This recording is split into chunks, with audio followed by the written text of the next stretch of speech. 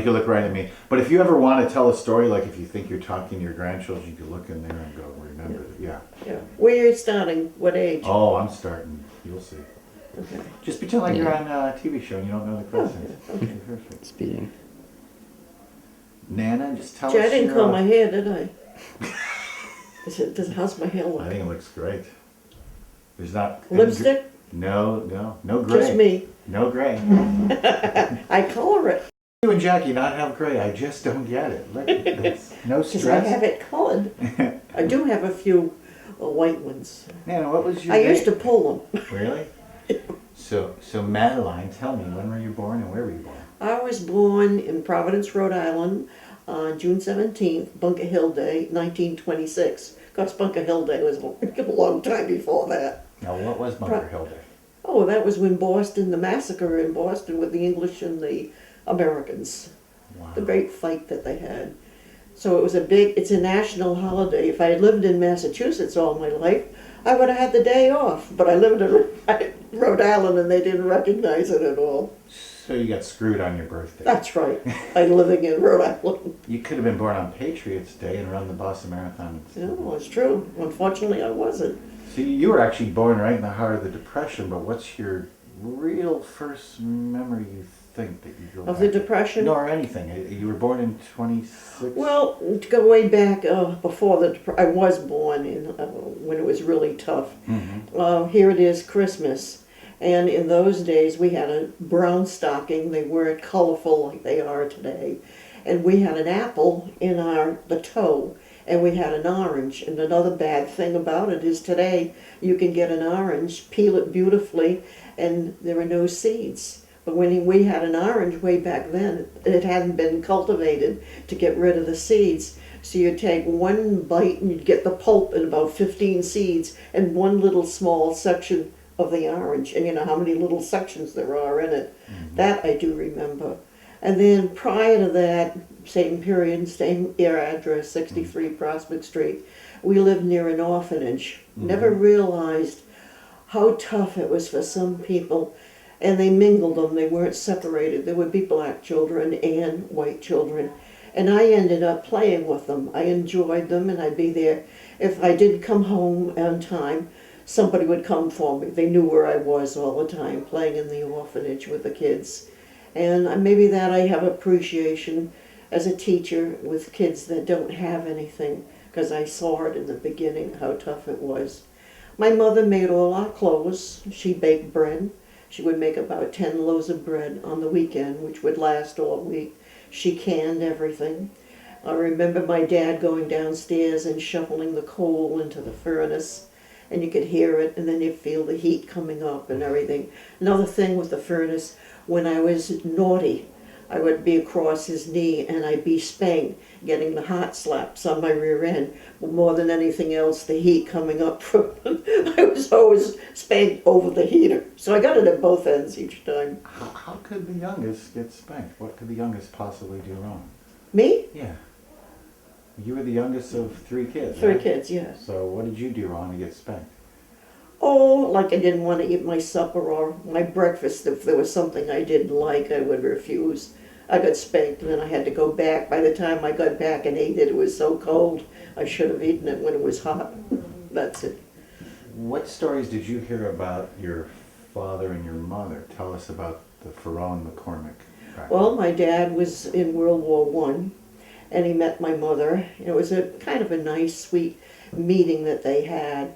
She was waiting for a bus. I guess it was trolleys in those days. We didn't have bus. Where? In Paris. Mm-hmm. And she was going somewhere, and he walked up to her, and he asked her in French what time it was. And she looked at him and didn't answer, and he repeated it. What time was it? And she just sarcastically took her finger and pointed at a clock across the street. He was a little surprised, but anyhow, see, she gave him a chance. So the third time that he asked, they laughed about it, and then that's how my dad and mother met in Paris. He was a lieutenant at that time, later ended up with a higher rank. And she finally invited him to come home and meet her parents, which was outside of Paris, quite a way. And there her name was Ferron. And they lived on a farm, and they managed the farm, which we all saw, George and Jackie. We were brought over. That was the promise he had to make to her parents, that she would meet all the children that they had created. And we were all lucky to go to France and meet them. I met my Uncle Maurice in Paris, and then we took, I'm trying to remember as I talked to you what the transportation was from Paris. I think we took the train out to La Flèche. How did you get to Paris from? We went on an ocean liner. Oh, okay. It was the Ile-de-France was the ship going over, and we came home on the Lafayette. And it was like about 5 to 6 days crossing the Atlantic Ocean. Coming back, we were caught in what would be a hurricane. And I can remember on the boat, it would be heeling from side to side. And we thought it was great. Everybody was sick. We were about the only kids on the boat that weren't. We actually were running down the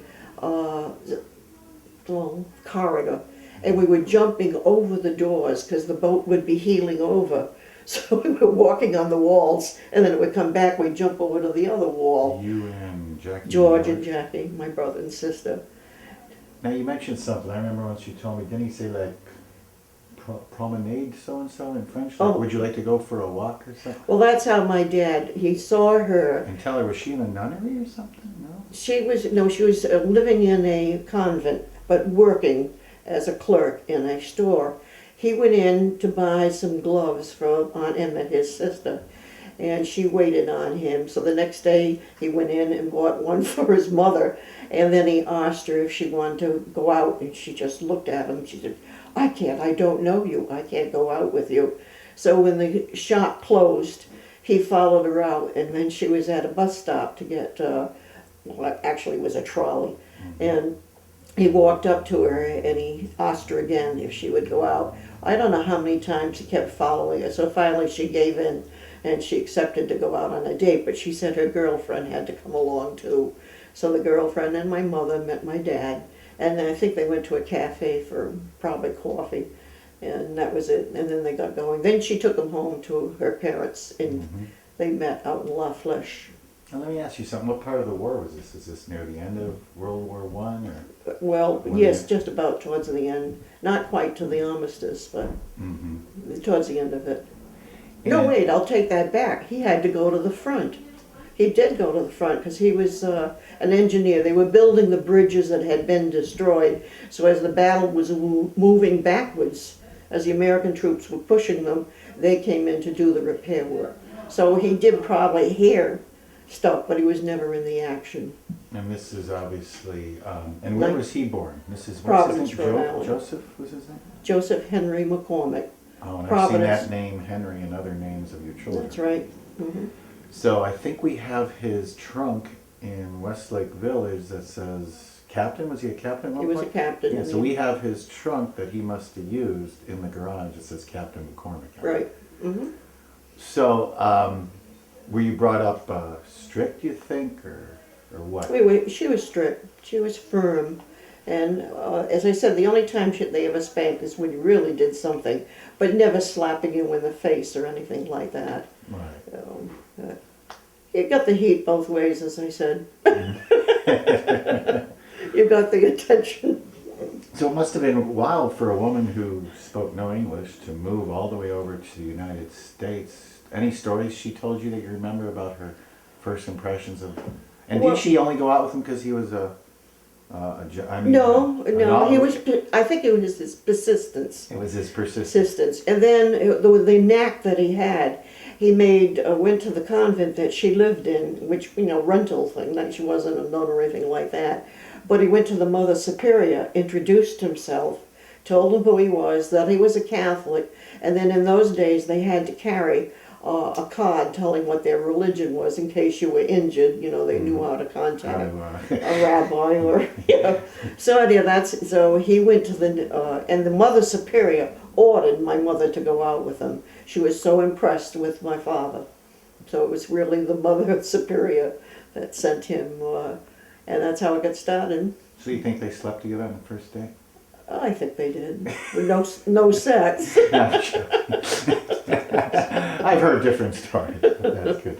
So what was La Flèche like from what? It was she a told little small village, like you'd see the church, grocery store, a stable for the horses and, to fix an animal, and dirt roads, all lined with trees. So the fields were, completely open to the sunshine. But all roads going up to their farmhouse were all covered with nice shaded trees, well manicured. When I saw it, as I said, I was 6. I was impressed on how clean everything was. Even in the farm that my grandparents had, where the pigs were, it was always very clean. They managed everything really well. Everything was used. The cow's excess was used in the fields for fertilizer. Manure. I don't think they called it that in those days. They called it fertilizer? They called it fertilizer. Okay. And I remember the cherry trees, they were enormous, and we were there when the cherries were coming into full bloom, climbed the trees, and we'd gather up the cherries, and we ate so many we were sick. But you didn't swallow the pits. No, didn't swallow the pits. And then, like, no cars, you walked to church through the fields to the church in the village. Well, really, like 4 corners of two roads coming together. And everybody knew everybody. Everybody knew those little American kids. And people would look at us as if we were different. I guess we were different. And everybody made their own clothes. As I said, my mother continued to do that. Even up to when I went to high school, she was still making our clothes. And she made bread, as I said before. What else? The canning that. Did she speak French in the house? Oh, yes. So you learned French? Well, I learned French, and then when I was in the 3rd grade, I got so excited. I spoke back to the teacher in French. And my mother had to come in, and the principal, they told me I could never speak French again. Why? Well, they didn't know what I was saying. So you could have said... I could have said anything if I wanted to. That's funny. So I was ordered never to speak French again in class. What did your father do for a living? At that time, well, when he met my mother, he was a civil engineer. And then when he came back to the city of Providence, he applied for a job in Veterans Affairs. So any wounded soldiers, it was up to him to study it and figure out what they needed, what hospital to go to, what amount of money they should receive, etc., things like that. And if he died, what the family would get on the passing of the veteran. It was a big job that he did. What's your earliest memories of your older brother George and your older sister Jackie? Oh, I think right when we were little, we played together. My dad up in the attic had swings for us to, in the winter, to a jungle gym, I guess you'd call it today, but we had trapeze and stuff. He built all that for us. He built everything in the house. And I actually, when we leave from New York, I want to stop at the old house that we were at and take some pictures of it for posterity. And so I have a camera with me now to take some pictures of the house. But the last time I went by there, they were beginning to renovate it. It's more to see what they did to it. Because I still have pictures of it way in the back. We'll talk later about the history of Perry houses and who they go to, like the one in Cranston to a guy who... Well, from later on. Their house in Cranston was bought by the guy who unfortunately owned the club that caught on fire in Rhode Island. 100 people were killed, right? Or something. He owned DeJorian or whatever. DeGorian, what was the guy's name? The weatherman who bought your house? Cranston? Oh, what was his name? We're jumping way ahead. It's okay. All I can think of is Antonian, and that's So, not okay, it. so basically you don't really know it because you never know it. You don't know if you're poor or rich or what, or did you? We were poor. And how did you know it? Did you see rich kids? Because she made my clothes all the time, and nobody else in school had handmade clothes. So I knew that we, couldn't go to a store and buy an outfit. Did you get teased at all? Yeah, some of them did. Like, we had brown stockings. They only made stockings for kids in brown. If you were rich, you had colored stockings. And you knew the difference when you looked at your legs. And then I also wore secondhand clothing. My sister's clothing was handed down. The shoes were handed down too.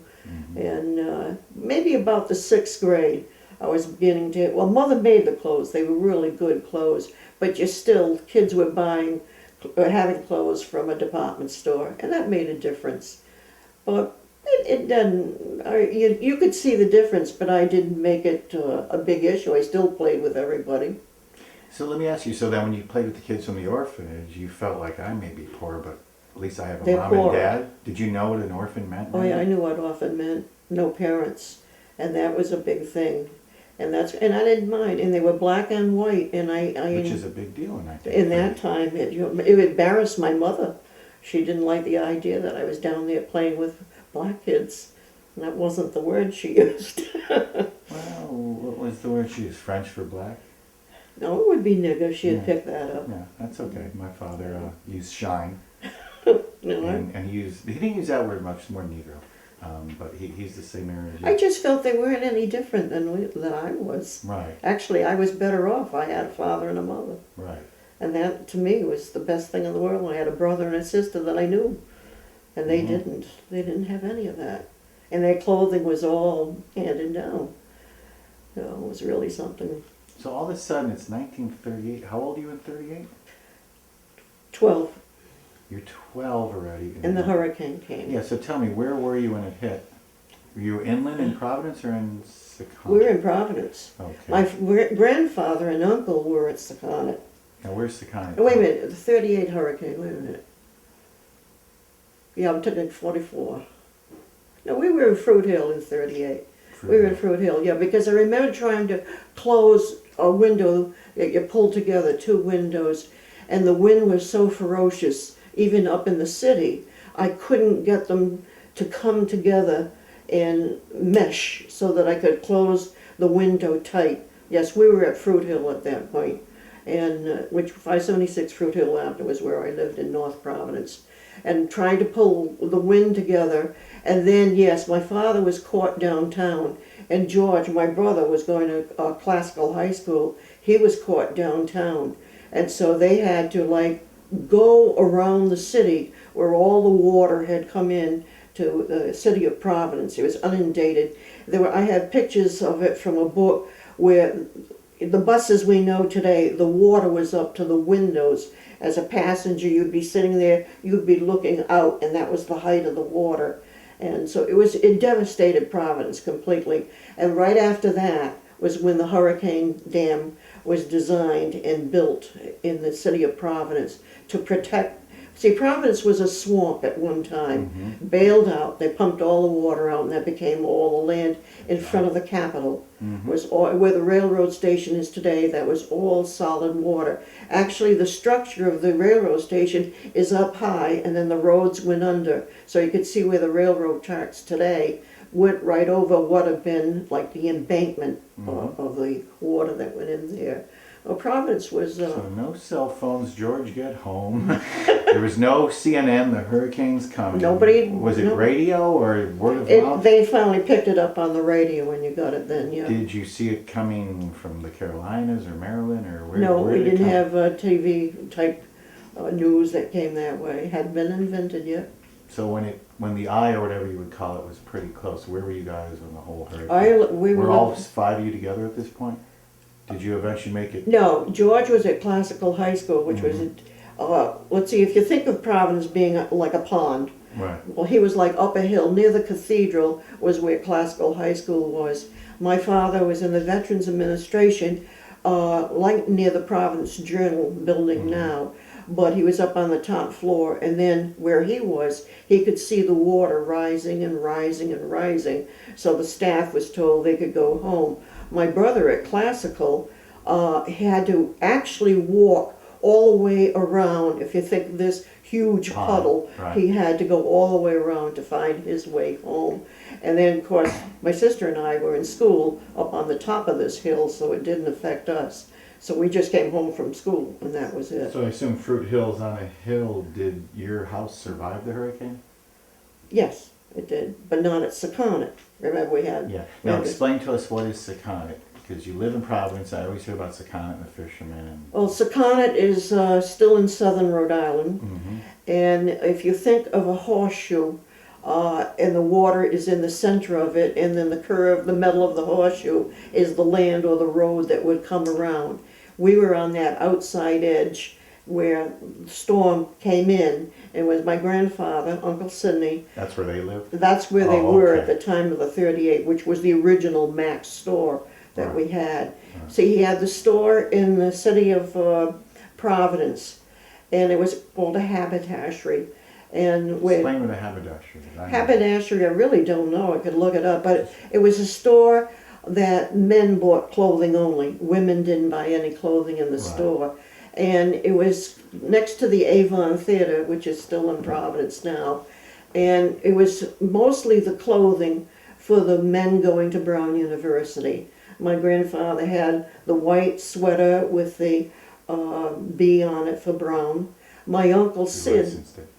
my uncle Sid worked for Balfour, the jewelry company, and he actually designed the Brown ring. And his company got the commission. He was, I think, 1 year out of Brown at that point. So my dad went to Brown, Uncle Sid went to Brown, Marie Laura, Uncle Sid's daughter, went to Brown, somebody else. So Joseph had one brother?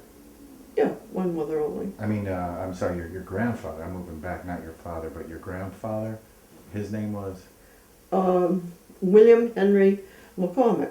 Okay, so that's right. So how many brothers and aunts He and had, uncles? okay, my father had a brother, Sid, Right, that's okay. and he had a brother, William. William was old. Sid was the baby. Oh, okay. Dad was the oldest. Aunt Emma was second. Uncle William was next, and then Uncle Sidney was the youngest. They had 4 children. And then so you grew up with a grandmother and a grandfather, obviously. Mm-hmm. Do you remember any of their brothers and sisters? Like Yes. No, wait a minute. I have to. which they would lived almost in be a Pawtucket. great uncle, right? Pardon? They'd be great uncle and aunt at that. That would be point. a great uncle. Yeah. Any of those? That who- yeah, great uncle Sid, another Sid. Sounds Jewish. We had 2 of them. Uncle Sid was in Pawtucket. He was the older one of the Sids. Yeah. And then his son, which was Sid, Sid Jr.? he lived, yeah, Sid Jr. He lived, let's see, I would guess today we'd call it Warwick. Near what is now the airport today, was where he lived. And we used to go out to see him, and, it was a trolley car. We'd go out on that. And he had cherry trees and peach trees, and he didn't have a big backyard, but he used every inch of that yard for food, like my mother did. They were canning too. Was it tough for your mother not to have her family over? I think it was. I think it was how many hard. sisters and brothers did she have? He had Uncle Maurice, and that was it. So it was Yeah. you hardly ever saw Maurice except. No, just when she left and came to this country, she did. My dad had to promise her mother and father that he would bring the children back, and so we did go When you back. had children. When he had children. When he had children, yeah. They were counting on that. Yeah, sure were. When did Madeline, and no middle name, right? Me? Yeah, what's your name? Emma. Emma, okay. Yeah. It was my mother didn't have a middle name and asked her why. She says we couldn't afford it in those days. I was like, okay, That's a sure. good answer. It was just Esther for Hebrew or Elaine. But when did you start realizing you could draw and you were into art? My father realized it before I did.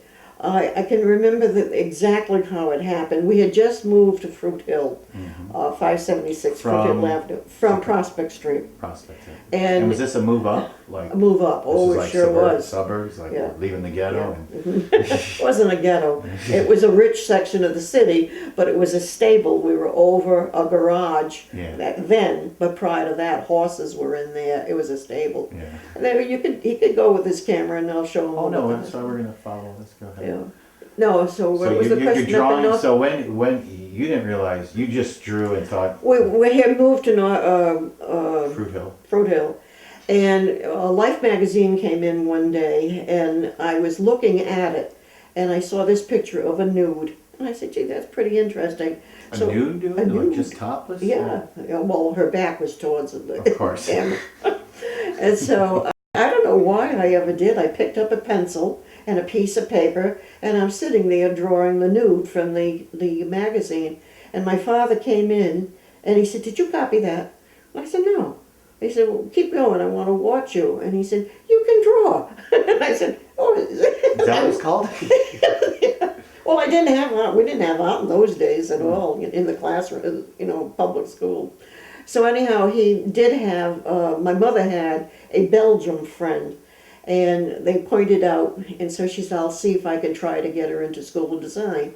Now I was still in high school at this point, so it was like the Saturday morning classes that they had. So I went to, like, from the last semester, from January to May, the end of May or something. So I got in, didn't cost me anything, and they set up a program in the museum. And to this day, I don't know how I ever did this. It was a glass case, big cubicle, and in the center of it was an object. Don't ask me what it was today. But anyhow, you sat out all around this thing. You had a little stool and a pad, and you had to draw the object, which was right in the center of the case. There was nothing else into it that you could use to balance your eye, to calculate the height and everything. So at the end, you had to turn the drawing in. Well, to this day, I didn't know what I had done. The professor came storming up to me. He said, do you know anybody on the staff of this museum? I said, no, I don't know anybody. He said, did you take that out of the case? I said, take what out? And I wasn't thinking what I was drawing. He said, I have never had a student that did what you did. I said, what did I do? He said, you have the exact measurement of the whole thing all the way down as if you had traced it. He said, you have a good eye. Did you know that? And I said, no, I didn't know I had a good eye. And that's how I found out that I had a good eye. Well, let me ask you, so did they support you? Because let's face it, women were, in No, those days. my mother had a friend, as I told you, she was Yeah. Belgium. So she then arranged for me to get free Saturday morning classes. So I did go to the Saturday morning classes. Then I was still in high school. And then when I became a senior, I decided I'd like to go to the School of Design. But then when I found out how much it was, I knew I didn't dare ask my parents for it. But they kind of knew that I wanted to go. But there was a friend of them, a Belgian friend, that worked in the office, and I was able to get a scholarship To RISD? Is that to what you're- RISD, So, which is unheard of. right, now let me ask you, did they support, because in those days, George is gonna be a doctor already, we know this. Yeah, and Jackie he's was the a male of teacher. the family, and sometimes the women. Well, Jackie went to, they were expecting me to be a teacher by going to the normal school to learn whatever latest subject you wanted to teach. But I ended up at School of Design and became an art teacher. So they weren't all about you and Jackie just find a man and get married and let them Oh, support no. you. They were all about They were supporting what- education. education first. Hmm. What was RISD like in, what was this, 1904? It was the Warriors. There were no men in the class. They were all in the service. And the classes were extremely small. At that point, too, all the professors were either female or very old men. Because everybody went. Everybody was in the service. And so I did my freshman, sophomore year, and I think we were towards the end of the war when I started my junior year. And at that point, I had not made education my field. Advertising was my field. And the ending of the war really opened my eyes because all the men, it was a man's field, and all the men that were in the service that worked in advertising would have got those jobs. So I made a quick decision. I would not make it in advertising, so I switched over to education. But that meant I had to go 5 years because I had to make up those early classes that developed for an art teacher. It didn't matter. Well, then also too, you have to do your training in the field. You have to be in a classroom and do the training for 1 semester so that you know what it's all about. So that made me have to go 5 years instead of 4. You know, a lot of your drawings that we saw were Sakonnet, or they were always... Mostly Sakonnet. And what was your attraction to... Boats, marine. I love the ocean. Mhm. Really love the ocean. And, but I've seen some still life and things you've done. Or Oh, is that yeah. stuff you had to... Yeah, something to do. Different. So, obviously it was no big deal for you to sketch a nude. For you it was... Oh, heck no. Did you have art classes where With models nudes? came Oh, in? yeah. Men and women? Hmm. Well, the men had the little G-strap. So you couldn't do everything. Yeah, I couldn't do it all. Now, did you fill that part I in had to too? blow my nose. Oh, no problem. And Okay. here, take a break, pause Okay. tape, and I did. here, you stay there and I'll get you Kleenex should be in here. No, Yeah, just give no me. problem. That's it. It's a wallet that's doing all the work. It's amazing what you need. All you need is that lens and mic and then whatever you could put it on. So where we end up? So, okay, so let me ask you, so now you're out of RISD 5 years. Have you dated anybody at this point in your life that you liked? or Well, we everything? were still in the war years, Yeah. and they had across the street on Benefit Street from RISD, oh, what in the heck was the name of it? It was a hall that, you had dinner, and then they could move all the tables aside, but it was, Bill would know the name of, University Club, that's what it was. University Club. And it would be graduates of the various colleges in Rhode Island, and we have a lot of colleges. You could meet there on a Friday night for a party, a dance too. And so one of my friends said, "Would you like to come?" And I said, "Sure." I didn't know about it. So I drove. She actually wanted the ride. So that's how I was invited to go. You had a car? I had a car. Kind of like Chuck Berry. Well, I was a paper girl. I did a lot of. Right. I should tell you that No, story too. I know those two. Thank you. So we were at the University Club on Benefit Street, which is across from the top of School of Design. And in there, I was dancing. I danced once with Bill, but I was dancing with some other Oh, people. so you remember seeing him already that first? Yeah, I saw him, but I didn't make, excuse me, an impression. But anyhow, So he was already back from the war. he was back from the And war. he was going to Brown at this time? Yes, because he was in the Because University he's a Club. couple years older than you? Oh yeah, he's 4 years older than I am. So anyhow, at this point in time, all of us were going out to have a beer somewhere. So my girlfriend, who had brought me to asked me to go with her, but I'm the driver. We drove out to where we were going to have this party, and then somebody came along she wanted to go home. So she said, "Will you want to, go?" And I said, "No, I really don't want to." So she said, "Well, I've got to go." So I said, "Wait a minute, she must have driven," because I then turned to everybody and said, "Is there anyone that can give me a ride home?" I didn't have the car, she had the car. And so Bill said, "I'll give you a ride home." And so he gave me, that's when I was living in Fruit Hill Avenue, so he drove me up there. And how old were you at this point? For 4 years out of college. I About forgot. 25? Oh, let's see, we got married in 55. I was born in 26, so that would make me 29 minus, yeah, about that. minus, how long did you date Bill for? This was the fall, and 1 year. Oh, okay. Went from fall to fall. And so anyhow, we all went out to a nudist striptease club. So it was a striptease It club? was striptease. The girl was stripping, and all the girls at the table had their heads bowed. They were covering their eyes with their hands in her. And I'm watching the whole thing. And he's looking at me. And later on, when he asked me to go out, well, we were all going out. Everybody was there. And he said, "Weren't you embarrassed?" I said, "What, looking at the girls?" I said, "No." I said, "I see that every day." And he said, "What do you see every day?" I said, I take an art class and I'm seeing a different model every day." I said, "Actually, they were pretty lousy." I made them look better. So you're telling us the He was first date you surprised. remember with Bill was at a Strip club. strip club. Now, did they wear tassels on their Well, nipples in those days? some of them did, but one of the girls that was there, she didn't have them on. They probably They used to wouldn't like have do fit. that thing. And they Oh yeah, but they always cut. could. That was a marvel. I never knew how they could do that, but they moved- sure they had could. You ever seen that? Did they, but they covered their bottoms, right? Oh yeah, the bottom I had it. That's, And they that's served a law. liquor, That's right? a law. And they served liquor. Oh, they should look. Yeah. So this is you. So he was Bill. impressed that I was looking at the girl. Right. Weren't the men embarrassed? No, No, the they men were were just- really looking. Wow. Okay. I was the only woman probably looking at. So Boy, let's am I ever just go saying backwards this a little. anyhow. Let's go backwards a little. When was your first job, whether it was a paper girl or whatever? Do you remember when you had to start bringing money in as a kid? Well, yeah. And here the warriors were going. We're at Seconic. We delivered newspapers and everything. George was the driver all the time. And how I learned how to drive, my mother never knew this.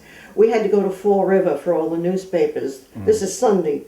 All the Sunday, we carried 3 papers from Boston, New York Times, New York Tribune, the American Post, the Providence Journal, the Fall River Standard. Wow. And when we were in the back seat of the car, the Providence Journals came up to we stacked them on the floor. They came up to the top of the head seat that the driver or the passenger would be. And then the other papers that took less space were deemed way in back. And as I said, we took the Tribune, the Times, the Boston Herald, the Boston Mirror, the Standard Times, and the Providence Journal. And then these little dinky things that the maids and the chauffeurs of the rich people, I can't remember the names of all those. So we piled them all up in the car. And how I learned how to drive, George was a waiter at the Focusal restaurant, and he worked like 2 in the morning. So when we left the house, my mother would watch us go. He drove, but as soon as we were out of sight, we changed seats. And I had learned how to. I wasn't. You weren't anywhere near 16. Yeah, I wasn't near 16. And you probably My didn't wear a mother never seatbelt. knew that, though. Do you know what kind of car it was? No, Ford probably. That was all they could. Oh, they were Fords. Ford, yeah. And so it was funny too. When I went to get my license, when I was the right age, I went into the Motor Registry Bureau, passed the written test and everything. And the guy at the desk said, today's June 17th, that's your birthday. You just, are eligible to do it. He says you have to do 150 or 200 miles. You have to do before you apply it, but you're supposed to do it with a teacher, Right. AA. And I said, well, I have a very long driveway. He burst into laughter. He said, that's the best answer I ever had. You can have the license. So in other words, he knew you were driving. Yeah, he knew Just I like was kids who driving. grew up in a farm and drove at 12 and nobody knew what sound of that. I always remember. I won't forget that. So wasn't there some guy who was very anal about getting his paper at a Oh certain yeah, time? he Tell was us he was the I don't know, bigwig in the Providence Journal. So you only delivered to rich people or Oh no, yeah. anybody who... Oh well, the poor people generally got the Fall River paper or the Standard Times. These people were all from Rhode Island. They wanted their paper, but we had the New York Times, the New York Tribune, and the Daily Mirror. And then from Boston, we had the Globe, the Post, and the Herald.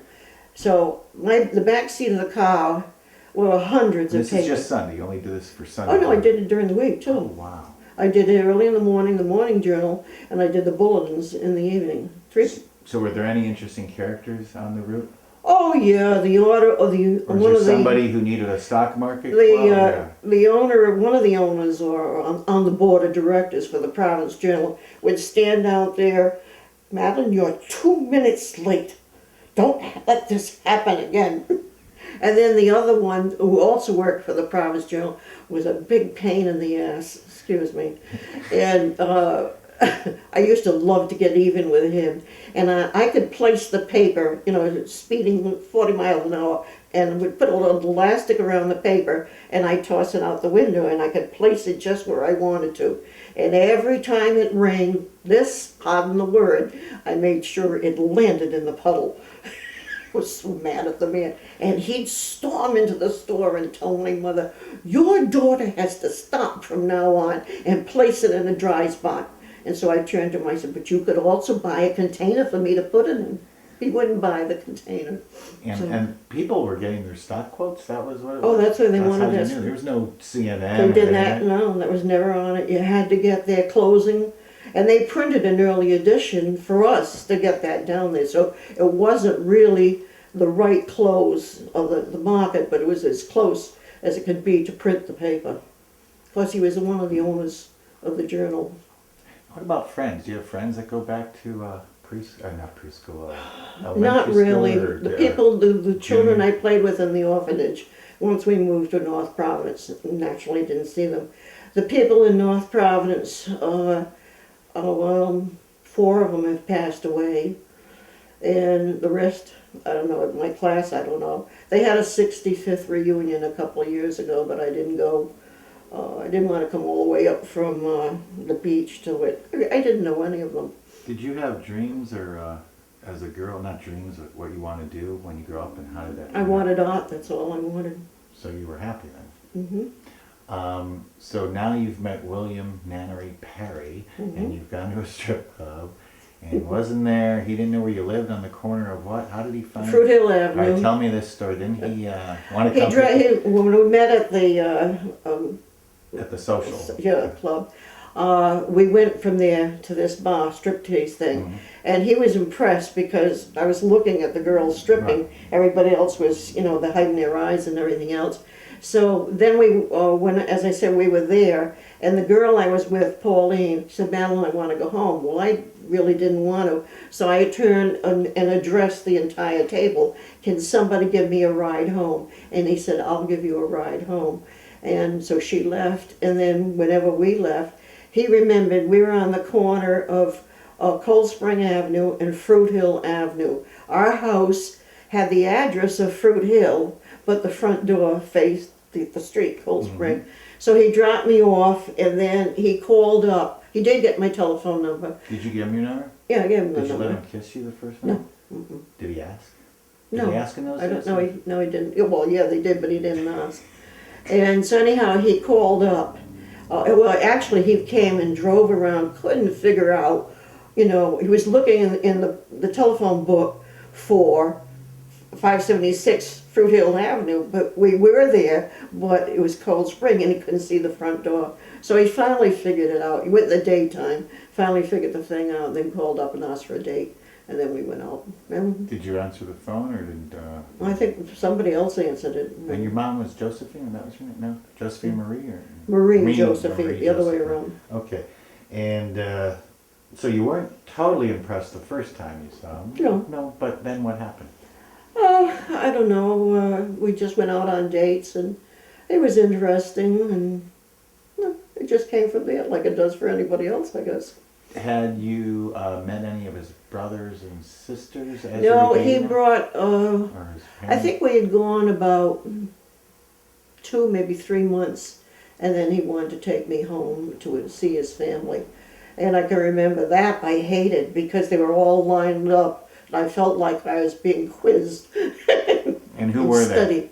It was Amy, one of the sisters, and Barbara, and both husbands, and Phyllis and Henry, his brother, and So that. he and came his- out of five kids? 4. Four, Four of okay. them. 2 boys, 2 girls. Right. And the mother and the father, Mhm. and so we met then. And they lived on Hawthorne at this Hawthorne, point? 212 Hawthorne, 212 Hawthorne, right? and you can get a picture of it still standing. So what was your first thing? Were you nervous? Very nervous, very nervous, because I'd never been brought home by anybody before. Did you have any serious boyfriends before, Bill? No, they weren't serious. They were Right. just guys. Right. So, any comments or anything that you remember? Or No, just- what was the other? Yeah, there was one comment on the father, and I don't think I'll ever forget it. He handed something to all of us, and I remember standing up and saying, "Thank you very much." And he looked at me, and he turned and he looked at his wife, and he said, "She's the only one that said thank you." And I can remember that. It still sticks in my ear. Is he a nice man? Bill's dad? I liked him. I liked both of them. She was very quiet, a real lady, strict, straight. Her posture was beautiful, thin, and beautiful white hair, gorgeous white hair. A true lady, refined as they would call in the olden days. And he was always had the vest, tight, buttoned up real tight. You never saw him in shirt. Well, in the summer, yes.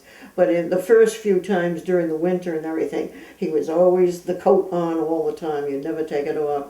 And he had a cigar, and I always loved his ritual. He had a chair, stuffed chair, and he'd put the ashtray and the cigar and the matches, sit down, get all comfortable, pick it up, light it, puff, puff, puff, puff, and then he'd be happy. Then he'd move the ashtray. But every time he started, that ashtray had to be on the arm of the chair. It was Pop funny. Harry, they call him? Pop Perry, yeah. They named him Pop Perry. I just followed suit.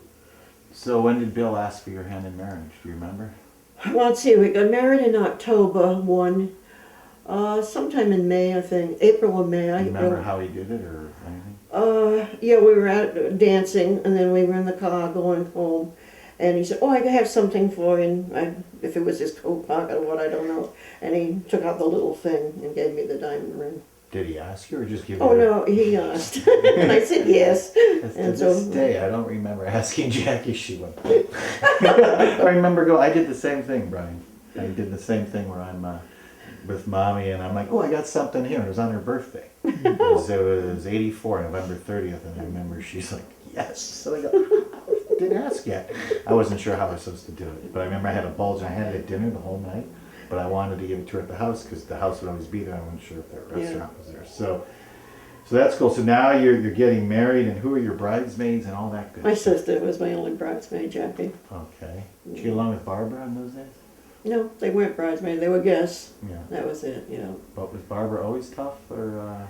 Well, for her, she just flew in from Texas. She and I don't even know if they were there. No, they weren't there. They just sent a wedding gift because they were working in. Right. Oh, maybe they were working in. I don't know where they were working at that time. I think it was Texas. And then the siblings, his brother came. Brother was the best man, Mm-hmm. and Jean was the little flower girl, and Mac and Amy were there from what do you call it? And this is 55? 5. So you got married October 55, and your first daughter, Jacqueline Marie, was 14 months later, not even, or something. What was it like to deliver a baby in those days? Did the dad, did Bill come in the delivery room with you? Let me put it this way: we were broke.